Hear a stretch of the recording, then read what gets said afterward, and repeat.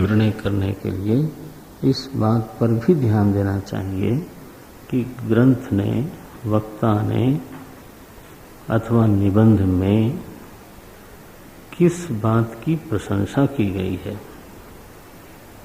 ये भी एक कसौटी है। किस बात के लिए? तात्पर्य निर्धारण के लिए। तात्पर्य निर्धारण के लिए प्रकरण प्रतिपाद्यस्य तत्र तत्र प्रशंसनम अर्थवादः यथा तत्रैव मने छांदोग्य उपनिषदि तत्रैव उत तमादेशम अप्राक्ष्य येना श्रुतं श्रुतं भवति अमतं मतं अविज्ञातं विज्ञातम् इति अद्वितीय वस्तु प्रशंसनम। उत मने क्या? तम आदेशम अप्राक्ष्य, क्या उस उपदेश को तुमने पूछा? कौन सा उपदेश, कौन सा ज्ञान? तो बोले ये न श्रुतम, ये न अश्रुतम श्रुतम भवति। जिसके सुन लेने पर नहीं सुना हुआ भी सुना हुआ हो जाता है। जिसके मनन कर लेने पर सभी चीजों का मनन हो जाता है। जिसको जान लेने पर कुछ भी जानने को शेष नहीं रहता। अविज्ञातम विज्ञातम इति अद्वितीय वस्तु प्रशंसनम। इस प्रकार से श्रुति ने अद्वितीय वस्तु की प्रशंसा की है। देखो, ये छांदोग्य उपनिषद में आया। माने एक ऐसा भी ज्ञान है जिसमें सारे ज्ञान समा जाते हैं। एक ऐसा भी श्रवण है जिसमें सारा श्रवण समाया हुआ है। ये प्रशंसा है, इससे बड़ी प्रशंसा नहीं। बोले आश्रम में आप उन व्यक्ति से मिल लिया, आप समझो सबसे मिल लिया आपने। क्या मतलब है? क्या मतलब है इसका? कि ही द मेन पर्सन। अब ऑफिस में गए, अगर आपने उनसे पूछ लिया तो आपको और किसी से पूछने की आवश्यकता नहीं। हो गया। इट मीन्स कि ही इज द अथॉरिटी। नहीं, अब जो है चपरासी से भी, पटवारी से भी सबसे पूछा जाए तो ये प्रशंसा है। एक के श्रवण से सबका श्रवण, एक के विज्ञान से सभी का विज्ञान,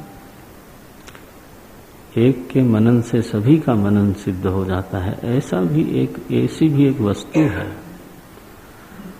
क्या उसके बारे में पूछा?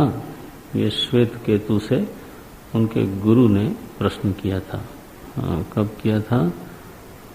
जब वो लौट के आए पढ़ के और खंभे की तरफ खड़े रहे। बिल्कुल ज्ञानाभिमान, ज्ञान का अभिमान भरा हुआ है। तो बोले भाई ये तो कमाल हो गया। विद्या से तो विनय आती है, अभिमान का हेतु तो समझदारी होती ही नहीं। अभिमान का हेतु सिवाय मूर्खता के और कोई हेतु नहीं होता। यत्र यत्र अभिमानम तत्र तत्र मूर्खता। ये व्यापक संबंध है। बिल्कुल, जहाँ जहाँ धुआं है वहाँ वहाँ अग्नि होगी, भले न दिखे। तो आप समझ लो, जहाँ जहाँ अभिमान है वहाँ वहाँ पक्की मूर्खता विद्यमान है। अहेतुक तो हो ही नहीं सकता। किस बात का अभिमान? थोड़ा भी विचार करते हैं तो अभिमान के लिए तो जगह है नहीं। कर्म का अभिमान वो आप अकेले कर ही नहीं सकते। क्या? ज्ञान का अभिमान तो बिल्कुल है, बेकार है। क्योंकि जितना आप जानते हो वो टोटल ज्ञान की तुलना में, हाँ जी, क्या है क्या? कितना जानता है कोई आदमी? कई बार लोग चाय की दुकान पर इतनी बहस कर जाते हैं राजनीति के विषयों पर। किस लिए? क्योंकि वो भी पेपर पढ़ के आए हैं, वो भी पेपर पढ़ के आए हैं। किसी का अपना ओपिनियन नहीं है, ओपिनियन किसका है? पेपर वाले का। अब वो ओपिनियन फॉर्मेशन हो गया, अब रगड़ रहे हैं बिल्कुल महाराज। तो ये क्या है, किस बात का? तो यत्र यत्र अभिमानम तत्र तत्र मूर्खता तो विद्यते एवं, बिल्कुल व्याप्य व्यापक संबंध है इनका, सिद्ध व्याप्ति है। तो आचार्य को लगा कि ये हमारा लड़का ये मूर्ख बन के आया है कि विद्वान बन के आया है। तो उन्होंने धीरे से पंचर किया उसके, तो पूछ लिया कि क्या उस वस्तु के विषय में पूछा तुमने जिसके सुन लेने पर सब सुना हुआ हो जाता है? तो वो बोलता है कि गुरुजी को आता होता तो बताते। अब देख लो, फिर भी उसको ये समझ में नहीं आया कि मेरे लिए कहा जा रहा है, और गुरुजी की ओर उसकी बुद्धि गई कि शायद उनको आता ही नहीं होगा। एनीवे, फिर वो नम्र हुआ, पूछा, तब बताया गया उसको। उसी के उत्तर में तो छांदोग्य का 6वां अध्याय शुरू होता है। तो इति प्रशंसनम प्रकरण प्रतिपाद्य अर्थ साधने तत्र तत्र श्रूयमाणा युक्ति ही उपपत्ति ही। उपपत्ति क्या है? प्रकरण प्रतिपाद्य अर्थ के साधन में प्रकरण का जो प्रतिपाद्य अर्थ है, माने प्रकरण के द्वारा जिस अर्थ का मैं प्रतिपादन करना चाहता हूं, बलपूर्वक प्रतिपादन करना चाहता हूं, तो प्रतिपादन करने के लिए कई बार मैं युक्ति का भी प्रयोग करता हूं, तर्क का प्रयोग करता हूं, दृष्टांतों का प्रयोग करता हूं। ये जो दृष्टांत है वो तर्क का ही एक अंश है, तर्क का ही एक हिस्सा है। 5 हिस्से हैं ना तर्क के, उसमें से एक हिस्सा दृष्टांत है। तो कभी कभी केवल दृष्टांत दे दिया जाता है, प्रतिज्ञा सुना के दृष्टांत दे दिया गया। अब जो विद्यार्थी है वो बाकी सब चीजें अपने आप कर लेता है, और कहीं कहीं 5 अंगों का उल्लेख किया जाता है। उपनिषदों में तो साधारणतः दृष्टांत ही दे देते हैं बस।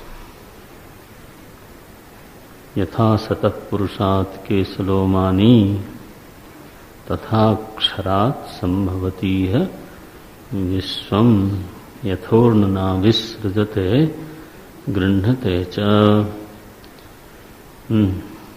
यथा सतः पुरुषात् केशलोमानी। देखो, यथा पृथिव्याम ओषधयः संभवन्ति यथा सतः पुरुषात् केशलोमानी तथा अक्षरात् संभवती है विश्वम। यहाँ बोलते हैं यथा तत्र यथा सौम्य एकेन मृत्पिंडेन सर्वं मृण्मयं विज्ञातम स्यात्। तो आचार्य समझाते हैं शिष्य को, हे सौम्य, जैसे एकेन मृत्पिंडेन सर्वं मृण्मयं विज्ञातम स्यात्। बोले अगर तुमने मृतपिंड को समझ लिया तो मिट्टी से बनी हुई सारी आकृतियों को तुमने मानो समझ लिया। यथा सौम्य एकेन मृत्पिंडेन सर्वं मृण्मयं विज्ञातम स्यात्। सारा जो मिट्टी से बनी हुई आकृति है वह आपने समझ लिया। विद्यार्थी ने कहा, महाराज ऐसा तो होता नहीं, मिट्टी का ज्ञान करने से, मृतपिंड को समझ लेने से तो हम तो कुल्हड़ बनाना, सुराही बनाना, घड़ा बनाना, खिलौना बनाना नहीं सीखते हैं। बोलो, सीखने का जो निर्माण विभाग है ना, वो तो कर्म क्षेत्र में आता है, प्रमाण क्षेत्र में नहीं आता। ज्ञान का जो क्षेत्र है वो प्रमाण क्षेत्र है, और निर्माण का जो क्षेत्र है वो कर्म क्षेत्र में है ना। आप क्या चाहते हो, ज्ञान की निर्माण? निर्माण चाहते हो तो उसका ज्ञान और उसकी क्रिया अलग है, लेकिन आप वस्तु को जानना चाहते हो तो वस्तु वहां पर केवल मिट्टी है। बोले नहीं, आखिर घड़ा की स्थिति क्या है? तो बोले वाचारंभणो विकारो नामधेयम। अब ये श्रुति ने स्वयं कह दिया। क्या बोलते हैं वो? कि जो मिट्टी में विकार शब्द आप बोलते हो वो केवल शब्द मात्र है, आपकी वाणी का विलास है। क्योंकि मनन करने वाले लोगों ने ये तय किया कि घड़ा मिट्टी का कार्य नहीं है। मिट्टी तो अंतिम कार्य है, मिट्टी का कार्य घड़ा नहीं है, बल्कि मिट्टी में घड़ा आरोपित है। एक दिन मैंने पहले भी पीछे कहा था कि लकड़ी का कार्य लकड़ी की मूर्ति नहीं है, बल्कि लकड़ी में ही गढ़ी गई एक आकृति को मूर्ति बोलते हो। वह लकड़ी का कार्य नहीं है। अब आपको क्या दिखने लगा? बोले देवी देवता दिखने लगे, स्त्री पुरुष दिखने लगे। है वहां क्या? लकड़ी लकड़ी लकड़ी ही थी, उसमें आपने कर्म से अपनी इच्छा अनुसार एक आकृति का आरोप कर दिया। आप उसको कहो कि लकड़ी का वो कार्य है, तो वो वाचारंभण मात्र है, कार्यत्व तो उसमें आया ही नहीं। कार्य तो तब हो जब कारण अन्यथा भाव को प्राप्त हो जाए। सतत्वतः अन्यथा प्रथा विकार इत्युदीरितः। अगर तो अन्यथा भाव की प्राप्ति वास्तव में हो जाती है तभी उसको विकार बोलते हैं। पढ़ा ना भाई आपने? अतत्वतः अन्यथा प्रथा विवर्त इत्युदाहृतम। ठीक है ना। तो अब लकड़ी में जो मूर्ति दिखती है वो लकड़ी का अन्यथा भाव हुए बिना ही दिखती है, इसलिए वह लकड़ी का कार्य हो नहीं सकती। क्या है फिर? बोले लकड़ी में विवर्त है, आरोप मात्र है, कहने के लिए है। वाचारंभणम विकारो नामधेयम। नामधेयम, नाम आपके मुंह में है वो विकार, लकड़ी में तो वो है नहीं। इसी तरह से मृतपिंड में घड़ा वो मिट्टी का कार्य है ही नहीं हो, वह तो मिट्टी में गढ़ी गई एक आकृति है। मिट्टी को बदला नहीं गया, मिट्टी पर आकार आरोपित किया गया है। वाचारंभणम विकारो नामधेयम। इस बात को बार बार मनन करना है। जहाँ कारण अन्यथा भाव को प्राप्त न हो वहाँ कार्य आरोप मात्र है, विवर्त है, नामधेयम है। चाहे उससे व्यवहार होता हो न होता हो, लेकिन वह तात्विक नहीं है।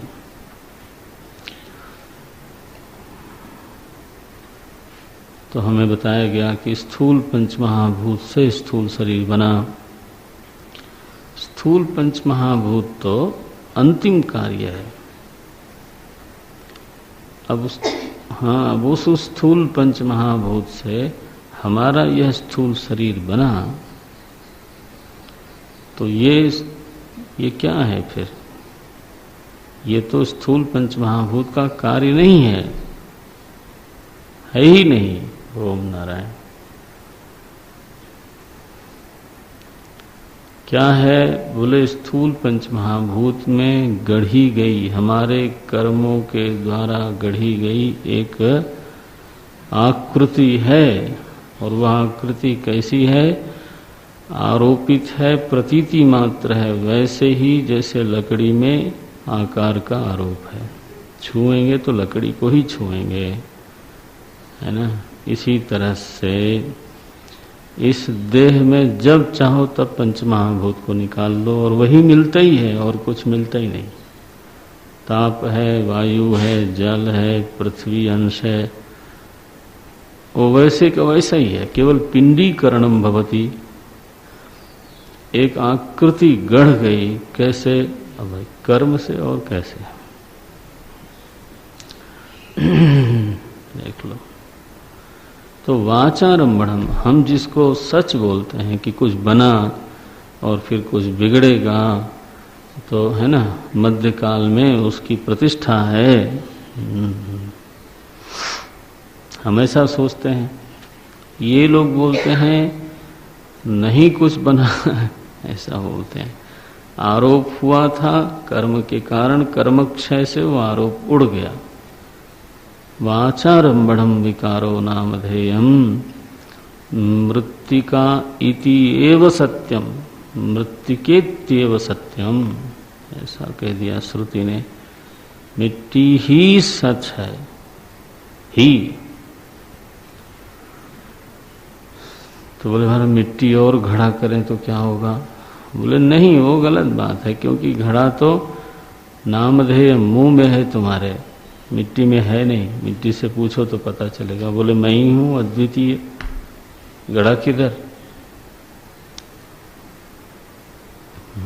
इसी तरह से आत्मदेव मृतपिंड की तरह वस्तु रूप हैं, और उन पर जितना नानात्व है वो पूरा का पूरा आरोपित मात्र है अविद्या काम कर्म के द्वारा।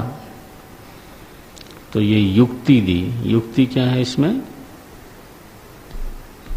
युक्ति क्या है? यथा नहीं, यथा दृष्टांत दिया, दृष्टांत दिया, वो युक्ति है। उपनिषद के ऋषि प्रायः दृष्टांत नहीं देते, वो समझते हैं कि आपको जो कहा गया वो आप समझ लोगे। बहुत कम जहमत उठाते हैं आपको समझाने के लिए, बहुत कम। उनको लगता है कि आपको समझ में आ गया, अच्छा है। तर्क करना चाहते हो, अपने घर जाओ। उनको कोई समझाने की कोई ऐसी उनका रोग नहीं लगा हुआ है, नहीं समझ में आता, जाओ मस्ती करो। मैं ऐसा नहीं मानता, बोले नमस्कार। उनको कोई प्रतिपादन थोड़ा करना है। लेकिन सौम्य कोई शिष्य हो, है ना, तो वो वात्सल्य भाव को जागृत कर देता है, तो फिर वो उसको समझाने के लिए यदा कदा उपनिषदों में तो दृष्टांत देते हैं। वही उनकी युक्ति है बस। और दृष्टांत के सहारे समझ में आ गया, बहुत अच्छा, उपकार मान लो। नहीं तो वो तो बोलते जाते हैं। ये तो हमारे परवर्ती जो आचार्य हुए, भगवान शंकराचार्य, और बाद में उन लोगों की कृपा से थोड़ा हमारी बुद्धि को विश्राम मिल गया। तो उपनिषदों में तो नारायण इतनी ही युक्ति है इसमें। यथा सौम्य एकेन मृत्पिंडेन सर्वं मृन्मयं विज्ञातम स्यात् वाचारंभणम विकारो नामधेयम। इसलिए मिट्टी को ही जानना चाहिए, नामधेय वस्तु को क्या जानना है। जो वस्तु है ही नहीं उसके ज्ञान के लिए इतना आँख खराब करना है। बुद्धि खराब नहीं कह रहा हूँ भाई, आँख खराब करना, लालटेन जला करके। अब हम तो गांव के हैं ना, तो लालटेन ही बोलेंगे, टेबल लैंप कहाँ से बोले। लालटेन जला के 5 घंटे 8 घंटे 6 घंटे बस रगड़े रहना। विकारो नामधेयम इति बोले ये उपपत्ति हो गई। इत्यादौ अद्वितीय वस्तु साधने विकारस्य वाचारंभण मात्रत्वे युक्ति श्रूयते। वो क्या बोलते हैं? इति इत्यादो, इत्यादो में इसके आरंभ में ही। अब देखो, अगर तो कार्य जगत वाचारंभण मात्र सिद्ध न हो जाए तो कारण की अद्वितीयता सिद्ध नहीं होगी। अगर तरंग विवर्त सिद्ध न हो तो जल अद्वितीय है ये आप बोल नहीं सकते, है ना। कार्य अगर वास्तविक हो जाए तो आप अद्वितीय शब्द का व्यवहार फिर नहीं कर सकते। कोई प्रतियोगी हो, समसत्ता की चीज निकल आवे तो अद्वैत कहने की बात तो फिर हो नहीं सकती। तो ये क्या बोलते हैं? विकारस्य वाचारंभण मात्रत्वे। बोले देखो, मृतपिंड है वो सच है और जो विकार है वो केवल वाचारंभण है, इसलिए मिट्टी का प्रतियोगी होकर के घट नहीं है। घट और मिट्टी नहीं कह सकते, वस्तु रूप में वहां मिट्टी ही है। मिट्टी की अद्वितीयता तभी सिद्ध होती है जब विकार को मिथ्या बोल दिया जाए। ये बोलते हैं उक्ति ही युक्ति ही वाचारंभण मात्रत्वे युक्ति श्रूयते। इस प्रकार से 6 कसौटियां बता दी और करके दिखाया छांदोग्य उपनिषद में कैसे उसको लगाते हैं। अब आप तो जो जो उपनिषद पढ़ें, पढ़ने के बाद है ना, अगर आपके भीतर विद्यार्थी भाव बिल्कुल प्रबल हो तो आप स्वयं इन षड्विध लिंगों से एक एक उपनिषद को लगा करके देखें। ऐसा जरूरी नहीं है कि आपको कहा जाए कि अच्छा आपकी परीक्षा होने वाली है। ये तो आप समझिए गुरुदेव की बनाई हुई प्रक्रिया है, उसमें जो प्रमादी लोग हैं उनको भी पढ़ना पड़ जाता है। तो कुछ न कुछ वो सीख जाते हैं। नहीं तो असल में तो स्वयं ही वो सब करना चाहिए। कसौटी तो मिल गई आपको, आप अपने सारे उपनिषद जितने ग्रंथ पढ़े हैं सबको लगा लो। प्रकरण ग्रंथ का इसलिए नहीं कह रहा हूं क्योंकि वो तो अद्वैत वेदांत के ही प्रकरण ग्रंथ हैं, इसलिए उनका तात्पर्य तो सुनिश्चित है, वो तो खुद ही उसी के प्रतिपादन के लिए आए। लेकिन उपनिषद जो है, भगवत गीता उपनिषद ब्रह्म सूत्र, चूंकि सभी आचार्यों ने इसको प्रमाण माना है, चाहे वो द्वैतवादी हों चाहे अद्वैतवादी हैं, तो उपनिषद जो ग्रंथ है ना, वो तो एक तटस्थ ग्रंथ के रूप में स्वीकृत हुआ है। वो माधवाचार्य जी का भी है और वो शंकराचार्य जी का भी है, इसलिए उसका तात्पर्य निर्धारण करना आवश्यक हो जाता है। अब आत्मबोध का तात्पर्य क्या उदाहरण करना है, वो तो अद्वैत का ही ग्रंथ ही अद्वैत का है ना। ऐसा भगवत गीता पर हजारों टीकाएं लिखी गई, उसका तात्पर्य निर्धारण करना ये मेहनत की बात है। क्योंकि भगवत गीता तो तिलक जी की भी है और विनोबा जी की भी है और शंकराचार्य की भी है, माधवाचार्य जी की भी है, रामानुजाचार्य की भी, सबने अपना अपना तात्पर्य निकाला है। तो विधि पूर्वक तात्पर्य गीता का क्या निकलता है, षड्विध लिंग से क्या तात्पर्य निकलता है, इसकी बात होनी चाहिए। उसके लिए पूरी गीता पढ़नी पड़ेगी, कस के 10 बार 20 बार पढ़नी पड़ेगी, है ना। तब आपको सारे श्लोक, यहाँ आगे पीछे अभ्यास कहाँ हो रहा है, प्रशंसा कहाँ हो रही है, फल कहाँ बताया जा रहा है ना, वो सब बातें सामने आवेगी। खुद करो, ये होमवर्क है आपके लिए। तो ये हुआ श्रवण, तात्पर्यावधारणम।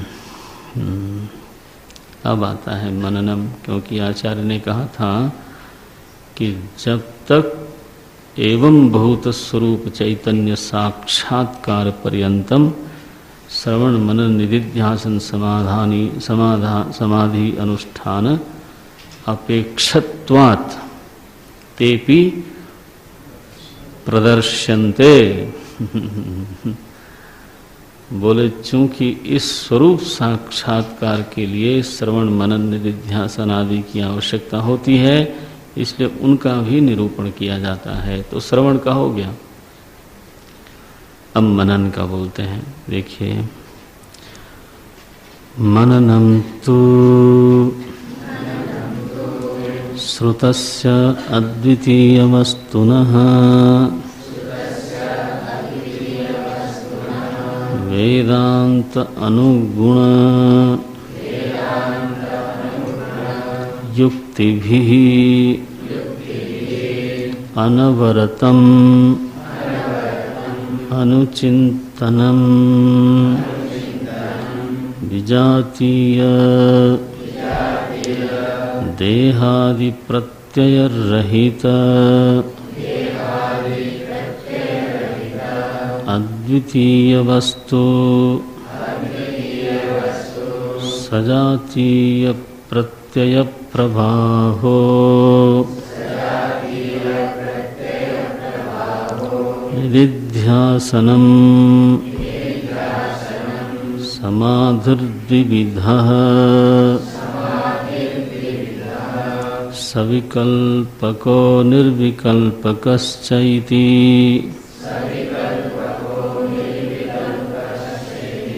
तत्र सविकल्पको नाम ज्ञातृज्ञानादि विकल्पलय अनपेक्षया अद्वितीय वस्तुनि तदाकाराकारितायाः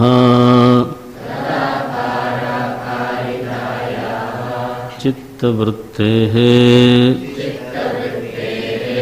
अवस्थानम् तदा मृण्मय गजादि भानेपि मृद्भानवत् द्वैतभानेपि अद्वैतं वस्तु भासते तदुक्तं दृशिस्वरूपं गगनोपमं परम्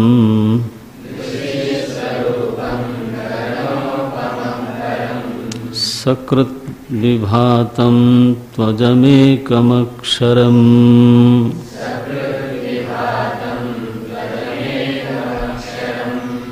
अलेपकं सर्वगतं यदद्वयम्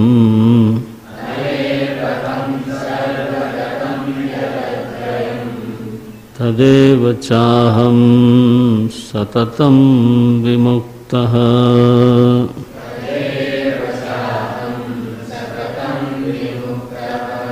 ओम इति मननम तु। बढ़िया प्रकरण है। बोले मनन क्या वस्तु है?